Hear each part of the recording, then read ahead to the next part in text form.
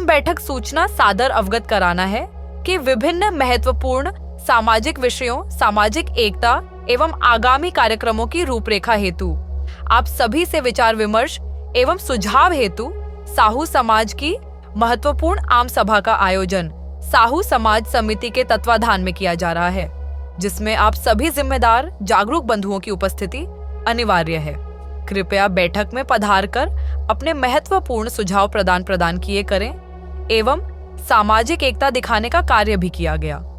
यह कार्यक्रम दिनांक 29 दिसंबर 2024 दिन रविवार प्रातः 11:30 की जगह 12:30 से शुरू किया गया। इस बैठक को 4:30 तक चलाया गया, जिसके उपरांत सहभोज की व्यवस्था भी रही। स्थान श्री 1008 श्री रामराजा मंदिर, साहू समाज, लक्ष्मीपुरा, ललितपुर। समाज को अपने व्यापारिक नेटवर्क को मजबूत करने के लिए नए व्यापार मॉडल और तकनीकों को अपनाना चाहिए। छोटे छोटे व्यवसायों का समर्थन करके समाज आर्थिक रूप से मजबूत हो सकता है। इसके अलावा समाज के सदस्यों को आपस में सहयोग करने के लिए प्रोत्साहित करना चाहिए, ताकि वे मिलकर बड़े व्यावसायिक संरचनाओं की स्थापना कर सकें। साहू समाज को अपनी सांस्कृतिक धरोहर को बरकरार रखते हुए आधुनिकता का स्वागत करना चाहिए। तकनीकी एडवांसमेंट्स को अपनाते हुए समाज को अपनी परंपराओं को संरक्षित करने की आवश्यकता है। इस तरह से साहू समाज न केवल अपने आर्थिक और सामाजिक स्थिति को मजबूत बना सकता है, बल्कि आने वाली पीढ़ियों के लिए एक बेहतर भविष्य का निर्माण भी कर सकता है। समाज की एकता, शिक्षा और आर्थिक सहयोग ही वह कुंजी है, जिसके माध्यम से साहू समाज को निरंतर प्रगति के मार्ग पर अग्रसर किया जा सकता है। साहू समाज की प्रगति और मजबूती के लिए कई महत्वपूर्ण कदम उठाने की आवश्यकता है। शिक्षा का प्रसार सबसे महत्वपूर्ण पहलू है। गुणवत्तापूर्ण शिक्षा से ही समाज के सदस्यों में आत्मनिर्भरता और आगे बढ़ने की क्षमता का विकास होता है। सरकारी योजनाओं का लाभ उठाते हुए साहू समाज के बच्चों को उच्च शिक्षा तक पहुंच सुनिश्चित करना आवश्यक है। इसके लिए अभिभावकों को बच्चों की शिक्षा के प्रति जागरूक होना होगा और समाज को मिलकर बच्चों को प्रोत्साहित करना होगा।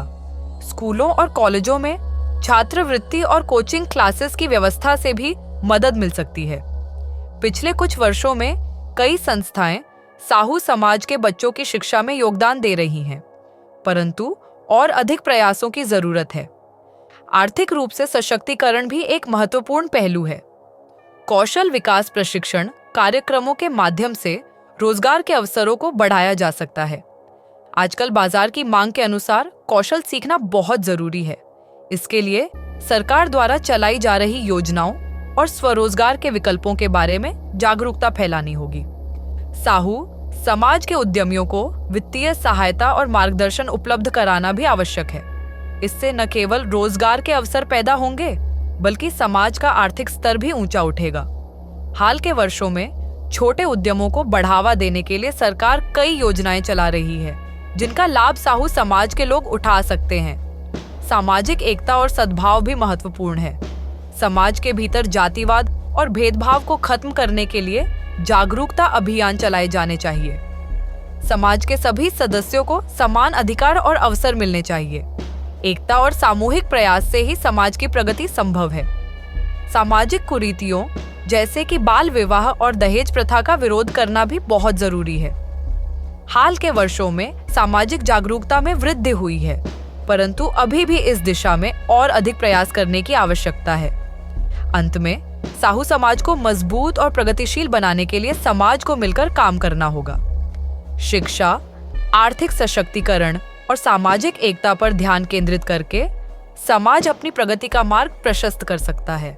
यह एक सतत प्रक्रिया है, जिसमें सभी सदस्यों का सहयोग और समर्पण आवश्यक है।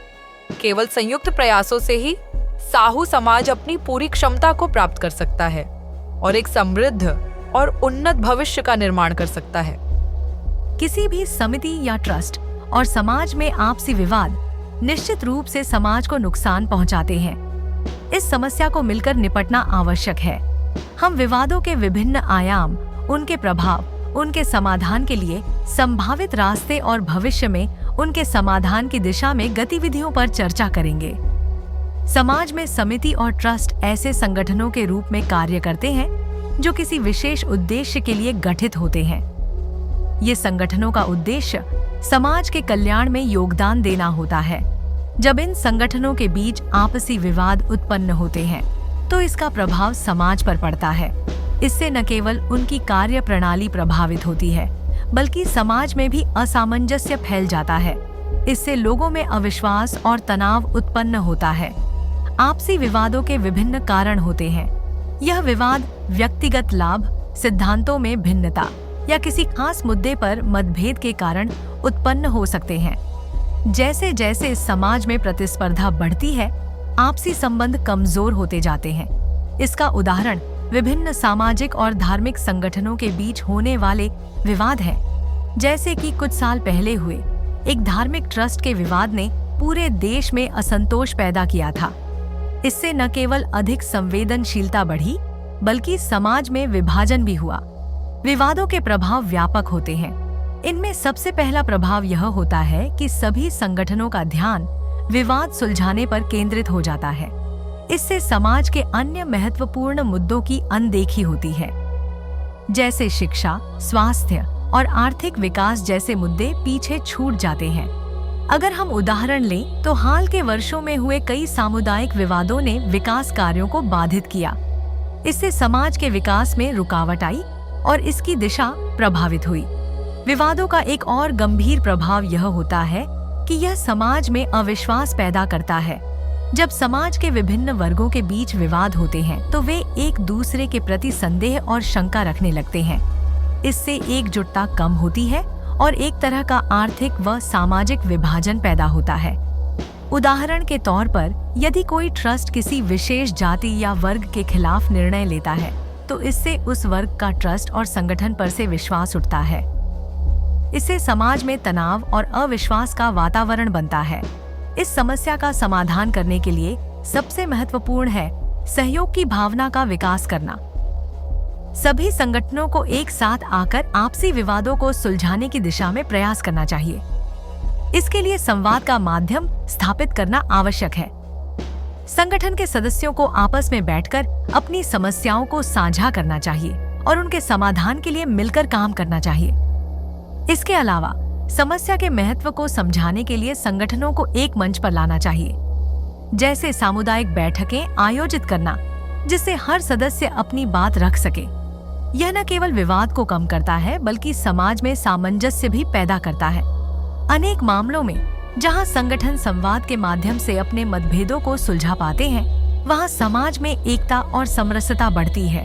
भविष्य में यदि समाज को इस समस्या का समाधान करना है तो इसे एक शैक्षणिक विषय के रूप में भी देखा जा सकता है। स्कूलों और कॉलेजों में विवाद सुलझाने की तकनीक और समूह गतिशीलता जैसे विषयों को शामिल किया जा सकता है। यह युवा पीढ़ी को सिखा सकता है कि कैसे वे मतभेदों को सहिष्णुता और संवाद के माध्यम से सुलझा सकते हैं। अंत में यह स्पष्ट है कि समिति और ट्रस्ट के बीच आपसी विवाद समाज को नुकसान पहुंचाते हैं। यदि हमें एक विकसित और सामंजस्यपूर्ण समाज की दिशा में अग्रसर होना है, तो इन विवादों को एक सकारात्मक सूझबूझ के माध्यम से सुलझाना आवश्यक है।